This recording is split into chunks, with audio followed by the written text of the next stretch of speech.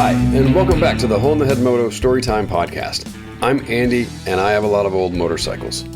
This season of the podcast wasn't supposed to exist. I began this pod as a way to tell stories of some of my medium-sized motorcycle adventures as narrative episodes. But we all know how plans have gone this year.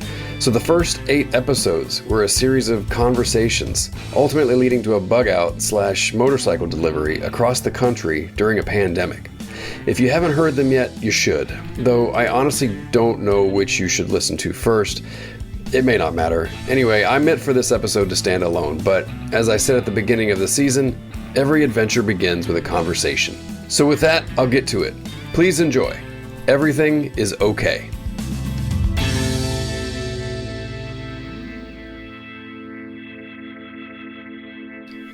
The only thing that changes is everything. I'm sure there's some quantum something or other that says it better, but there is no end stage. The universe, physics, society, life itself goes on. As objects move, they interact with other forces and change course, and even if motionless, they face decay. With or without our consent, the universe will persist. And as a thing moves toward that inevitability, it meanders and bounces to different places, often with no predictable destination or goal, just forward until the next thing. It's a pinball, quick and frenetic with sudden pauses or slow build-ups, largely uncontrolled except a little with a well-timed nudge, but always moving. Under myriad circumstances, I've had moments of certain clarity and perspective to see how an impulse decision or minute action changed the trajectory of my life entirely, even years later. And that perspective seems to be easier gained when times are good, quote-unquote. When gratitude is abundant and I couldn't imagine things any other way, I can reminisce and shudder at what might have been for my misguided past self, completely unaware of what would be coming his way. And in those instances, I'm always grateful that he kept moving forward. But that hindsight is expensive and only comes with experience. If that seems grandiose for a story about a stupid motorcycle, you're not completely off the mark. This story is about getting a motorcycle and taking it on an adventure, but also about a time in my life that kind of parallels the story of how the bike came to be in my life. It's about perspective and not wasting time chasing things that don't seem to want to be chased. It's about being in the moment with the people important to us, even in a pandemic, and moving forward to the next thing that you can do, even if it's uncomfortable or slightly against training. Most importantly, it's a story that I hope helps us all remember that everything will be okay.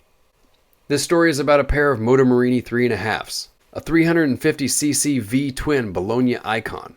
The first is mine. A 1977 roller bought sight unseen on eBay, requiring a trip across the country to retrieve and a thorough scouring of some Italian swap meets for parts. It is, in my opinion, the better of the two. The second belongs to one of my closest friends, Blaine Dehmlow, with whom I've spent countless hours talking about life and the occasional motorcycle over many slices of pie. Blaine's 350 would also require a road trip before being put back in service, running alongside mine, and ultimately parting ways as they once might have in Bologna more than 40 years ago. In April of 2020, Blaine and I decided to record some conversations. It wasn't the first time. I've got recordings of us from when we worked together in San Francisco. We had a podcast that recorded in a makerspace and interviewed people we thought were interesting. At that time, I resurrected my first motorcycle in a space I had claimed in the corner, and we hosted a bike night every Wednesday, helping each other and anyone else interested in fixing old motors. And almost always, we wrapped with a short walk to a diner on Mission Street for a piece of pie. We've had a few profound adventures together. Chased antelope across the Nevada desert on Ducatis, and one time I set his face on fire while we were working on my van. For a bit of context, one of the Ducatis was a Terra Mostra, the result of Blaine's time heading overland motorcycles, a project that converted the ubiquitous monster street bike into a very capable dual sport machine. The other was my E900, sometimes called an Elephant, due to its Cagiva heritage. Those two bikes sort of characterize our tendencies with motorcycles, either finding weird models or finding common models and doing weird things to it, and then putting them back to work. That time in San Francisco eventually changed, as all things do. The startup we worked for had its share of dysfunction, and though we gradually lost the time for a dedicated weeknight, we stayed connected and bounced terrible ideas off each other. After some new jobs, a new baby, health concerns, and our respective out-of-state moves, we found ourselves well into one of the weirdest periods in American history ever. I was laid off from a sort of career-defining job the year before, and had been consulting for some large software companies off and on for about 18 months. And that may sound a little fancier than it actually is. It basically meant that work was intermittent and only vaguely interesting. I spent most of 2019 interviewing with at least a dozen companies and got to the final stages of 3 or 4 jobs that would have been amazing next steps in my career, I thought at the time, only to have them suddenly evaporate for whatever reason. So in March of 2020, everyone was terrified of coronavirus and or had suddenly become unemployed. But I was sort of already used to things not going the way I wanted. The only difference for me now was that I couldn't leave the house or ride a motorcycle in good conscience. And like everyone else, video calls suddenly allowed me to reconnect with people I hadn't spoken to in more than 20 years and became an important way for me to communicate with people outside of my house and to get out of my own head. Among those reinvigorated friendships, I reached out to Blaine and we decided to jump into some recording sessions. Probably the 5th time we've started some kind of motorcycle show. Our first conversation was, of course, in consideration of a motorcycle acquisition. Blaine was itching for a new project, and when a BMW X650 Challenge came up, the thinnest of rationale threatened to separate him from $5,000 before he came to his senses.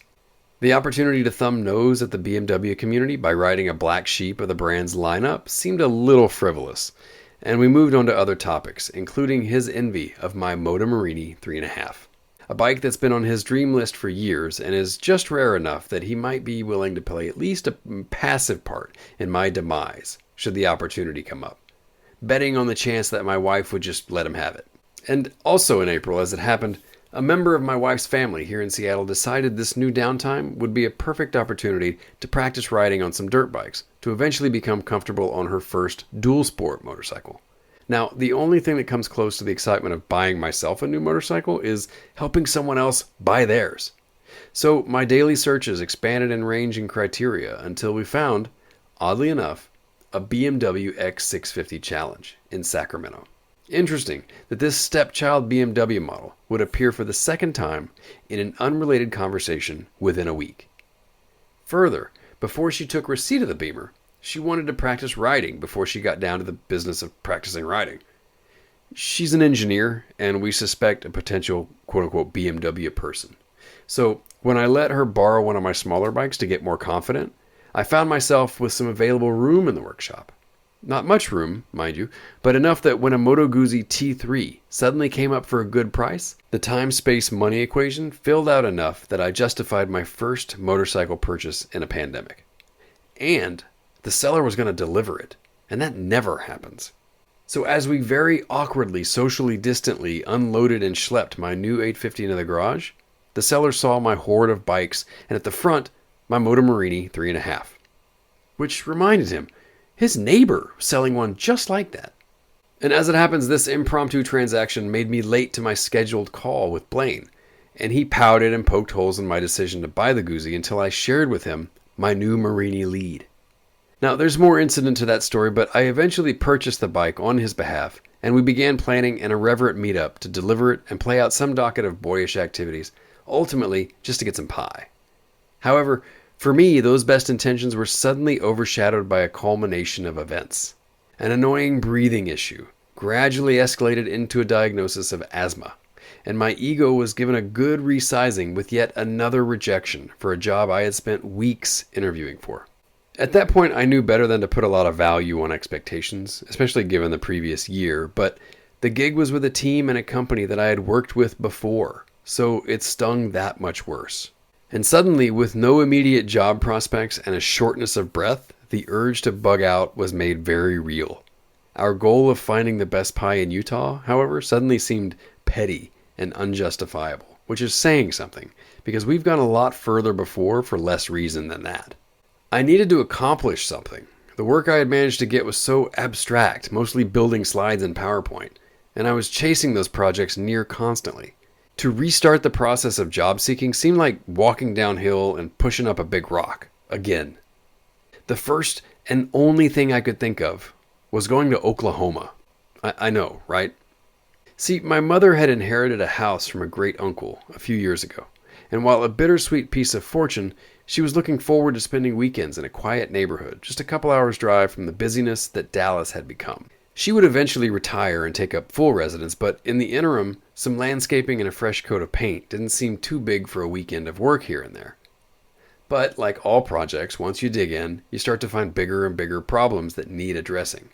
Some electrical outlets didn't work, the toilets refused to flush, unkempt vines had rotted out a fence, and the neglected pool had lost its lining. Its cracks now fostered a burgeoning terrarium.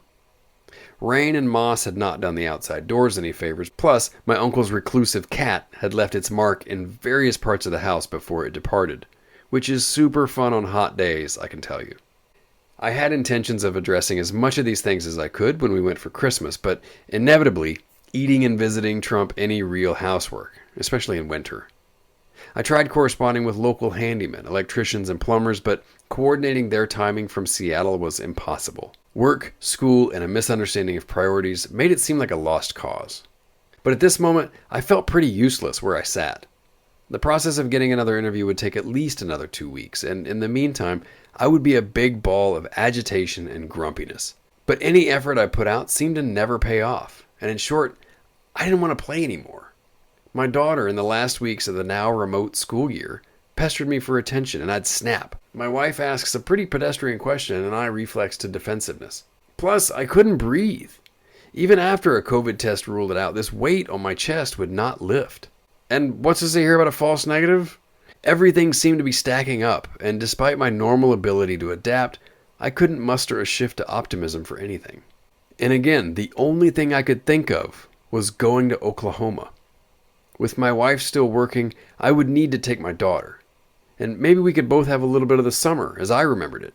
When I was her age, my grandparents would take me to my great-uncle's ranch, and then to their weekend house in nearby Marietta. Now, when I say ranch, I mean ranch-style house in a rural suburb.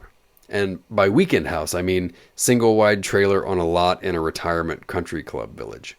And while the weekend house blew away one year in a tornado, the ranch endured, and every other summer or so I went to spend a week with my great-aunt and uncle. They were both shutterbugs, and we would stage elaborate pictures of me moving landscape timbers or mowing the lawn, and then mail those pictures to my mom, pleading for her to hurry back. And funny now, because all I want to do is go to the ranch and move landscape timbers. These heavy wooden barriers that now are crumbling with a kick, and harboring microbiomes of spiders and snakes. A lot of the house was like this now, not crumbling, but definitely in need of some repair, removal, and refreshing. I can't remember if it was a hard sell to my wife, but it seems like the proposal of taking our daughter on a road trip during a pandemic to stay in a rundown house with bad plumbing and encroaching wildlife more than 2,000 miles away would be met with a strong resistance. I was also going to rendezvous with Blaine at some point, but that's about as far as I got in planning the trip. I suspect that she knew there wasn't a lot of discussion to be had, and I do appreciate her trust in me, in spite of her need for a concrete itinerary. The only reservation I had was at U-Haul for a trailer to bring the 2 Marinis and a single-cylinder Benelli for long-term storage. I loaded tools, a small compressor, and anything else that might fit, including my hitch rack so I could bring my lone Marini back to Seattle on the return trip. Books, toys, snacks, and an iPad loaded with Disney movies were all a short arm's reach from the child seat in the back. And 2 days later, with a sippy cup full of coffee, we took off. I've made the drive to Texas from the West Coast probably a dozen times, and typically I don't like to hurry. It's a road trip. If you want to get there quickly, fly.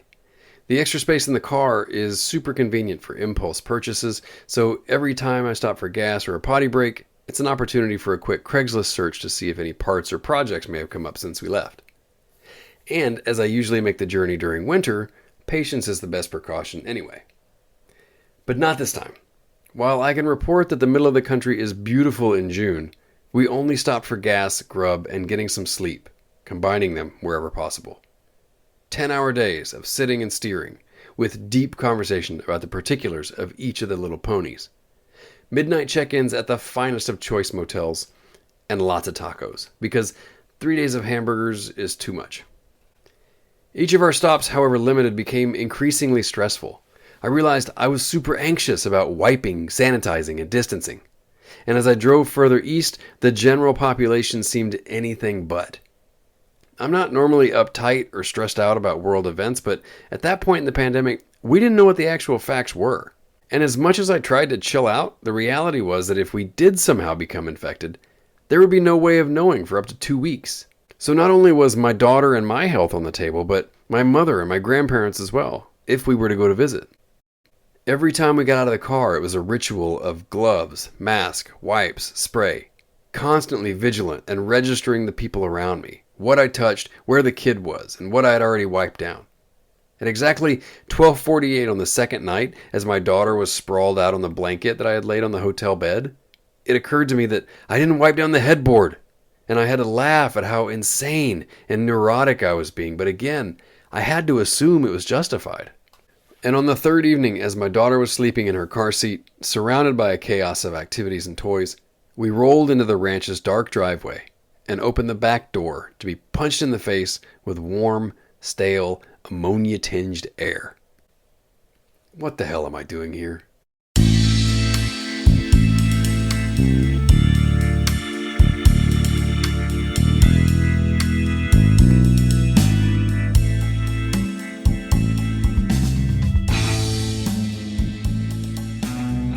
For 4 days I worked on the house. I mowed a full acre of grass with a riding mower Mom got last year, or hereafter known as the tractor. I replaced 2 toilets, 5 outside light fixtures. I mortared a loose brick wall, leveled a swinging gate, took a trailer full of things to Goodwill, and 3 trailer loads of garbage and debris to the landfill. I went to bed tired, and I woke up sore. A guy came out to steam clean the entire house, and I hired another to help haul away the small jungle that I had shoveled out of the pool. It was awesome. There was so much to do, and I didn't have to do a slide or have a conference call about any of it. I woke up, made coffee and breakfast, sorted the kid out for school, and got to work. The heat and sunshine was such a pleasure after months of Seattle's gray fall, winter, and most of spring. When I got too hot, I drank iced tea. When she finished with her class, I blew up a giant unicorn sprinkler, and we played in the water until it was time to make dinner. When Mom came up on Friday, she seemed happy with the progress I had made, and after an awkward pandemic half hug, we went for barbecue and fried catfish to celebrate. What she and I were both excited about, though, was that now I had a babysitter for the weekend. See, Blaine was now en route from Arizona and would be getting in tomorrow. At this point in my motorcycle story, I get to actually ride a motorcycle. On Saturday morning, I was a little nervous because this was the first time Blaine was going to see the Motomorini. He trusted me with thousands of his dollars to buy a motorcycle for him, relying on my interpretation of his condition and value. So I gave it a little dust off, very conscious of the small dent the previous owner had made in the gas tank, and then I turned to mine for some fettling and a quick ride. This would sort of be a maiden voyage for my 3.5 as well, having rewired and rebuilt it over the course of about 3 years. The truing of the rear wheel was the last job it needed, and I had picked that up in March, before things got locked down. With COVID, though, I couldn't justify any real riding in Seattle, this being the absolute worst time to be in the healthcare system, should anything happen. So I bombed around the neighborhood to warm it up and futz with the carburetors, and after every cycle of adjustment, the throttle became more responsive and acceleration a little quicker. The neighbors, while a few hundred feet away, would need to prepare for a noisy weekend. Late in the afternoon, Blaine pulled his truck into the driveway. And by truck, I mean his second-hand Mercedes minivan. Though in his defense, he's lifted it a couple inches and put on some bigger tires, which was apparently not a factory option in 2004. No longer the white-collar mom-mobile it used to be. It had been a while since I had seen Blaine. A few years ago, we met outside Portland to test out our Spanish Trials bikes and follow up on a lead I had on a honey hole of Ducati bits. He took one home, but I wouldn't get my first Ducati single until the following winter, which worked out because when I got stuck, I'd call on him for some empathy. And now we were here beginning another chapter of Italians, following another awkward COVID greeting. I rolled his bike out of the garage in an informal presentation, and I think we were both relieved. 350s are handsome bikes. To see one in person is pretty great, but to see one and know that it's yours is an excitement all its own. And when he threw an enormous smile as I popped it on the center stand and backed away, I knew he felt the same, in spite of that now glaring dent in the black tank. I predicted a 2 kickstart, but on the first attempt, Blaine's new Motomorini 3.5 fired into life with a crisp staccato rumble.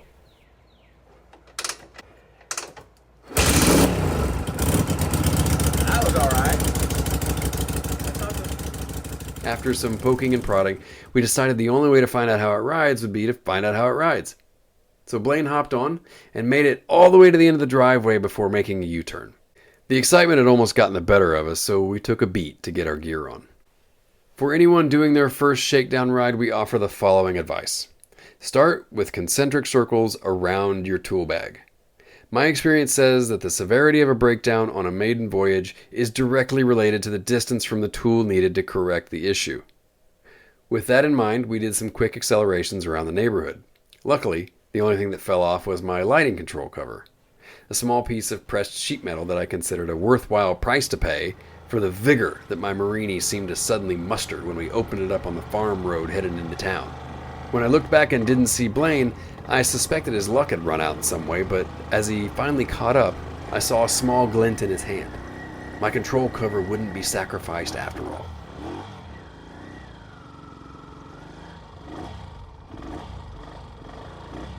We decided to press our luck and venture on to find some grub. About a mile down the road, over the Mineral Bayou Bridge, through the old downtown, and onto Main Street. I pulled us into a parking lot shared by the fire department, my other great uncle's boot repair shop, and Main Street Barbecue. FYI, some of the best barbecue that's not from a gas station I've ever had. After a hearty round of brisket and potato salad, I poked my head into John Wayne's boot and shoe repair to say hi to my grandfather's brother, who keeps the remaining cowpokes from as far away as Kansas, belted and booted. The two-room business has an atmosphere of suspended oil vapor and century-old leather tooling. In the reception area, a glass case houses memorabilia of the shop's namesake and two beautifully patinated saddles, which I think have been awaiting pickup for nearly a decade. On every visit, I ask if he'd be interested in taking on some side projects, doing motorcycle seats or pannier bags, and the response is always a charming, nah. The business has changed little since it began. Even when the fire department moved in next door and expanded, it simply extended its new facade over the boot shop to incorporate it into the architecture. The interior never missed a beat, and I can picture my uncle behind the counter reading a newspaper in his blue smock as the bricks went up around him. Before the sun started to retreat, we made our way back to the house. We decided to end the day on a high note and resume in the morning. Both bikes needed some adjustment with timing and fuel mixture, still had some misfires on higher revs and hesitation with a heavy throttle. New plugs and fuel filters might not hurt either. By dusk, we had put the twins back in the garage and Blaine mapped a nearby hotel.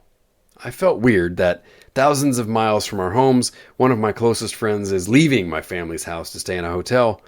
But pandemic, remember? We both have health issues that may or may not be a thing with COVID, and I really hadn't done a proper quarantine before I'd be visiting my grandparents the next week. So before it even came up, Blaine took one for the team. I woke up the next morning to some missed texts. With coffee in hand, I met Blaine back in the driveway for a day of some socially distanced tuning. Mine had been misfiring on long straightaways, so I suspected the carbs were starving. Raising the float height a bit and replacing the inline filters should sort that out. Blaine's Marini was showing more elusive symptoms, an inconsistent lack of power in the high end, but a perfect idle.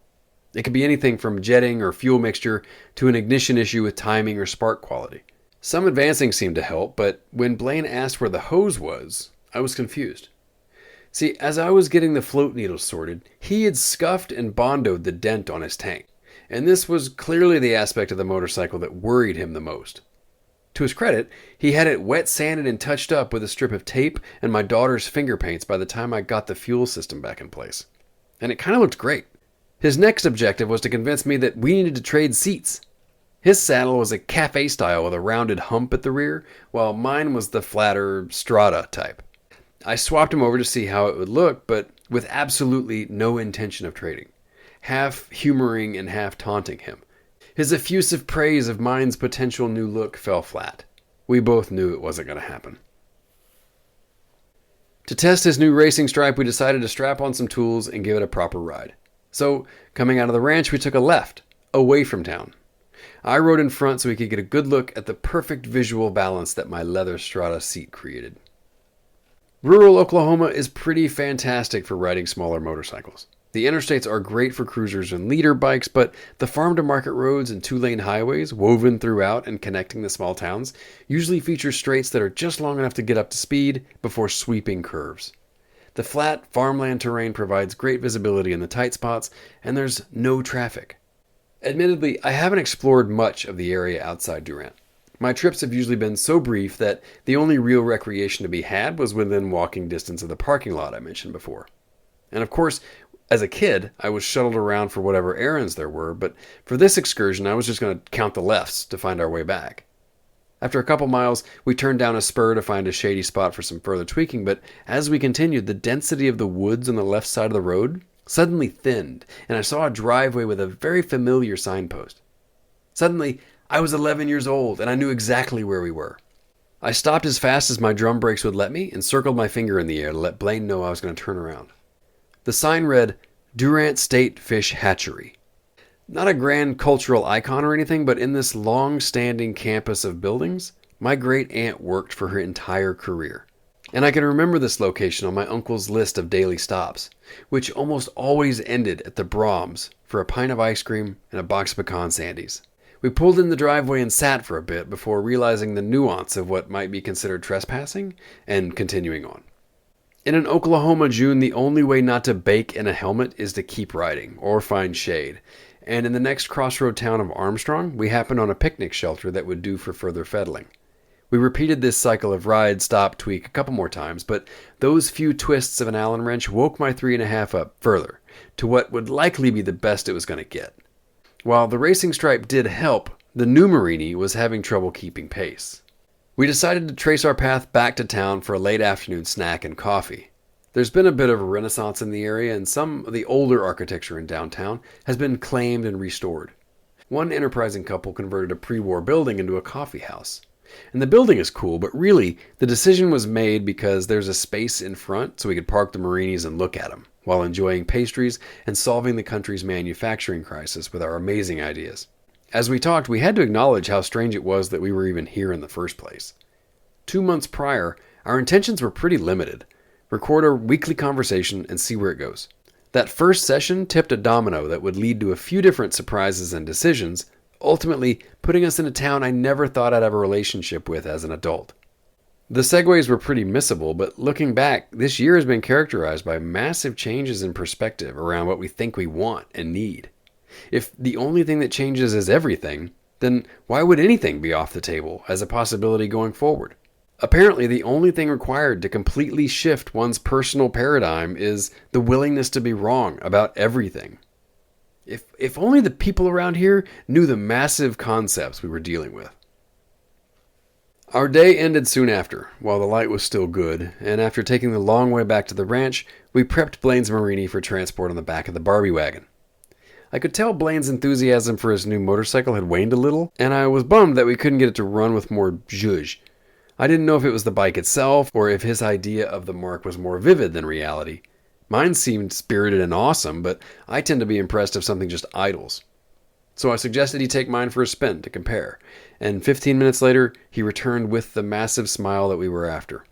I spent a lot of time in the shop with this bike, and it occurred to us that we needed to give his new Marini a break. 10 years of storage would need more than a morning of driveway tuning to shake off.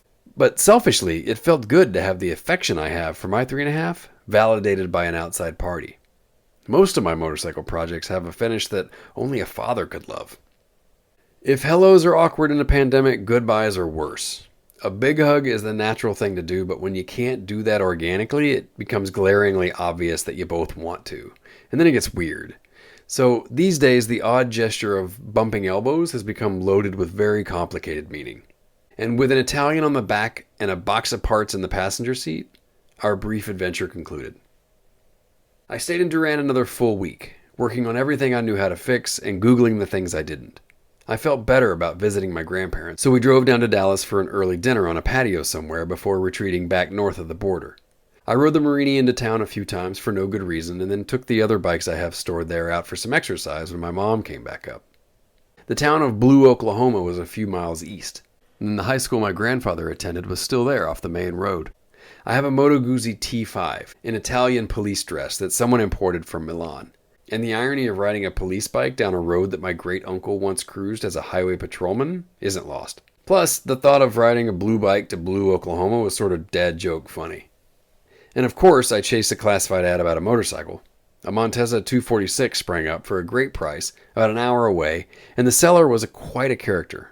Though anyone in Texoma with a Spanish trials bike and a penchant for making pirate ship cannons would be. Eventually the time came to head back to Seattle. I felt better. My breathing issues were still there, but by that point it was pretty clear how much anxiety and Pacific Northwest allergens really were a factor. My daughter's remote school year had officially ended, and further projects on the house was going to require extra hands or heavy machinery. I tried to calculate how we could stay longer or have my wife come down, but really it was time. I was proud of the work I had done, which is something I hadn't said about anything other than a car or a motorcycle in quite a while. My daughter got to experience a little bit of the summer as I knew it when I was a kid, and my mother could enjoy the house without a backlog of maintenance staring at her. Our trip back would be slower, going the long way, not because we didn't want to get back, but because nothing had changed. There was still a pandemic, and work was still dry, so it made sense to practice at least one of the lessons I had learned. I taught her stupid songs and let her watch TV. We went to Devil's Tower for ice cream, and stopped briefly at the very forgettable Sturgis and Mount Rushmore. Through Montana and Idaho, with a quick stop to check out some Italians, which would become another story in itself. Over the mountains, back into the Emerald City, where the gloom was just starting to dissolve. This story began with an axiom that the only thing that changes is everything. And as I said, clarity and perspective typically only appear with retrospective view. This bug out was what I needed. However grandiose, it seems like everything has changed now, even though circumstances have not. With a little break from chasing what I thought I needed, I've been able to see what I already have. My daughter started proper kindergarten this year, and what a gift it is to be able to engage in that with her as we do this weird-ass remote learning on an iPad. I've been able to revisit a dumb podcast I started, this time with one of my best friends. And with newfound mental freedom, I've moved forward with a few business ideas I've had. Maybe they'll take off, maybe they won't, but I think I'm able to bring at least a little more value to my family by being more present, or at least practicing it. As a father, I hope the example I can set is that when life is upended and uncertain, step away, breathe, and listen with different ears. However ridiculous that seems, everything will be okay. Because as a thing moves towards inevitability, it meanders and bounces to unexpected places, with no destination or goal, just forward. And now that I can't imagine things any other way, I can reminisce at my misguided past self, unaware of what would be coming his way. And I'm grateful that he kept moving forward.